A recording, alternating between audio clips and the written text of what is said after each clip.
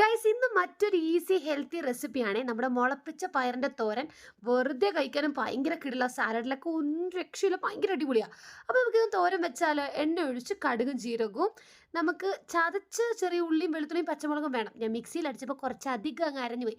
ഇത്ര ആക്ച്വലി അരയണ്ട, കാരണം ഞാൻ ഒന്ന് കറക്കിപ്പിച്ച് കൂടിപ്പോയി. പിന്നെ അതിനകത്തോട്ട് നമ്മുടെ ഉപ്പും മഞ്ഞൾപ്പൊടിയും മാത്രം ഇടുക. അതിനകത്തോട്ട് നമ്മുടെ മുളപ്പിച്ച പയർ തട്ടിയിടുക. ഇത് വെറുതെ കഴിക്കാനും ഭയങ്കര ടേസ്റ്റ് ആട്ടോ. പിന്നെ ഒരു തോരൻ വെക്കുമ്പോൾ നമുക്ക് ചോറ് കൂടെ നന്നായിട്ട് കഴിക്കാൻ പറ്റും. നല്ല ടേസ്റ്റാണ് ഇതിന്. പോരാത്തിന് ഒടുക്കത്തെ ഹെൽത്തിയുമാണ് സാധനം. അങ്ങനെ നന്നായിട്ട് ഇത് മിക്സ് ചെയ്തതിന് ശേഷം നമുക്ക് അത്യാവശ്യം കുറച്ച് വെള്ളം ഒഴിച്ചൊന്ന് വേവിക്കാൻ അടച്ചു വെക്കാം. കുറച്ച് നേരം കഴിഞ്ഞിട്ട് ഇതിൻ്റെ നടുക്ക് ഒരു കുഴി കുത്തിയിട്ട് അതിനകത്ത് തേങ്ങ ഇട്ടിട്ട് നമുക്ക് എല്ലാം കൂടെ അങ്ങ് 4 വശവും കവർ ചെയ്ത് വെക്കാം. അതായത് മിക്സ് ഇപ്പം ചെയ്യേണ്ട, ആ ആവി കിടന്ന് തേങ്ങ ഇതും എല്ലാം കൂടി ഒരു പ്രത്യേക ടേസ്റ്റ് വരും.